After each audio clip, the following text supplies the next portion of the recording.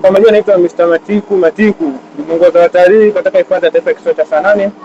Kwa siku ya leo tumejaribu kutembelea hifadhi ya taifa ya kisiwa cha Saanane na sasa tuko njiani tukielekea ndani ya hifadhi ya taifa ya kisiwa cha Saanane.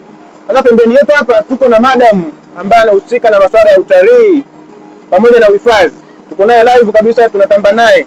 Tuko naye kwenye boti. Sasa madam, tunataka kupata ufafanuzi kidogo.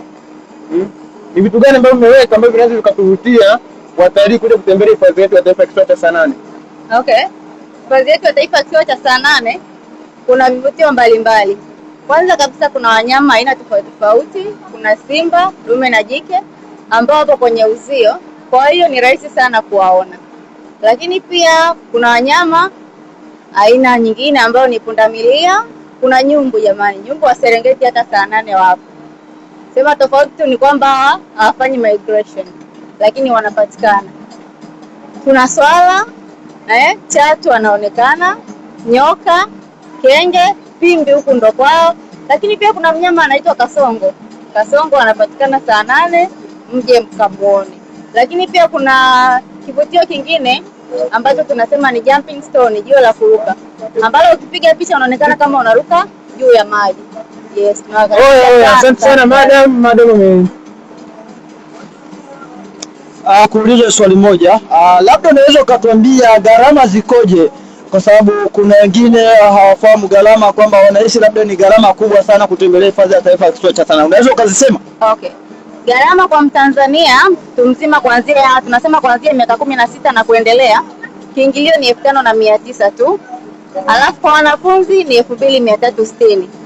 Lakini pia watoto kuanzia miaka 5 hadi 15 ni 2,360 kama kiingilio cha wanafunzi.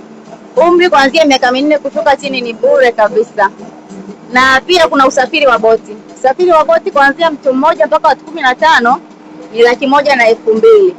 Mkiwa watu 15, hiyo 1,200 ni ndogo sana, kwa sababu kila mtu atachangia 6,800 tu kwa usafiri wa boti kwenda na kurudi mkiwa watu 15. Yes.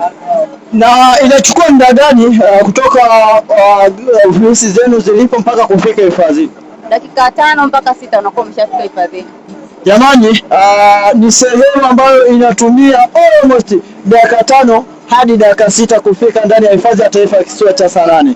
Na ametaja gharama kwamba kwa mtu mzima umri miaka 16 na zaidi ni shilingi 5,900. Alafu kwa mtoto miaka 5 hadi 15 ni shilingi 2,360. Kwa hiyo tunawakaribisheni sana Watanzania tuje tujionee hifadhi ya taifa ya kisiwa cha Saanane. Miongoni mwa hifadhi pekee ambayo inapatikana katika jiji la Mwanza, lakini ikiwa hifadhi ya pili ambayo inapatikana katika Ziwa Victoria. Mimi sina mengi, lakini mengi zaidi tutayapata ndani ya hifadhi ya taifa ya kisiwa cha Saanane. Na sasa hivi tumefika kabisa ndani ya hifadhi yetu ya taifa ya kisiwa cha Saanane. Bye bye.